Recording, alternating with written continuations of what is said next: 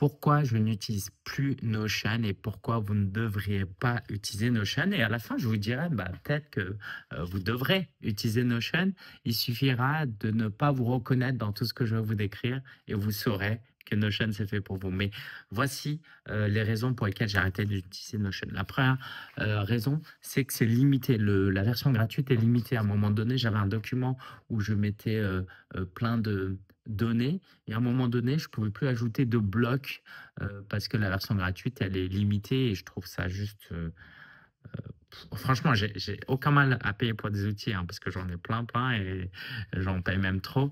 Mais non, là, pour moi, j'ai trouvé ça too much de devoir payer pour que le document fasse une certaine taille. C'était too much pour moi. Donc ça, c'est le truc qui m'a fait arrêter à un moment donné. Alors, vous pourrez me dire, bah, Lingen, tu aurais pu prendre le payant. Pourquoi tu n'as pas pris la version payante?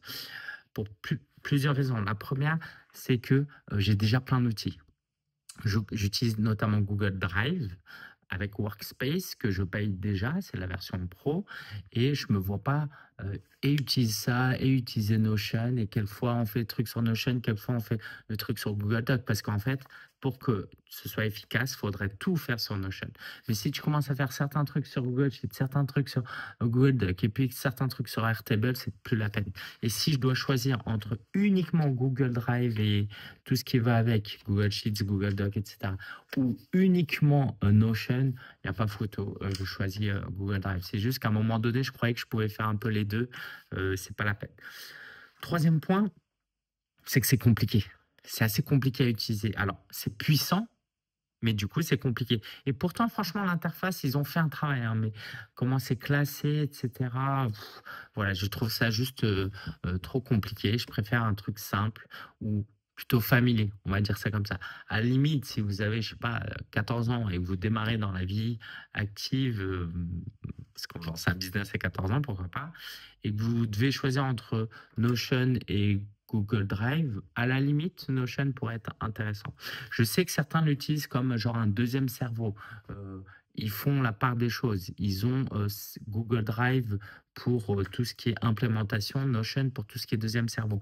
Et c'est là mon dernier argument, comme mon autre argument, qui est que, en fait, Notion, c'est un outil pour s'organiser, mais pour les gens déjà organisés.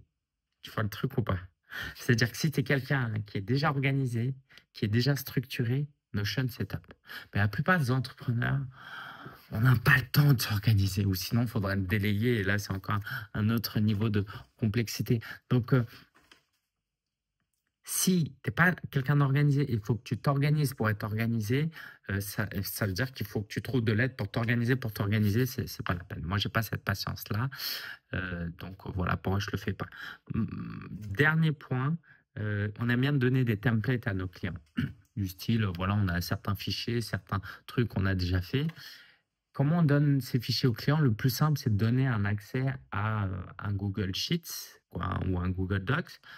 Mais si on doit donner parfois sur Google Sheets, quelquefois sur Google Docs et Notion, et leur dire, mais il faut que tu crées un compte Notion et tout, c'est trop compliqué en fait. Donc, dans l'idée de servir nos clients au mieux, on a décidé de simplifier. Du coup, on est tout repassé sur Google Drive. Non pas qu'on avait fait un gros déménagement. Après, les gens dans mon équipe, ils font ce qu'ils veulent, hein, mais s'ils préfèrent être sur un Notion, bah, tant mieux sur leur truc. Et juste peut-être pour vous aider, on utilise ClickUp comme outil de gestion des tâches. ClickUp, Google Drive pour tout ce que je viens de vous dire. Voilà, parce que c'est important que vous ayez en tête qu'on a un outil de gestion de tâches. Parce que certains utilisent Notion pour la gestion des tâches et on ne peut pas gérer des tâches sur Google Docs.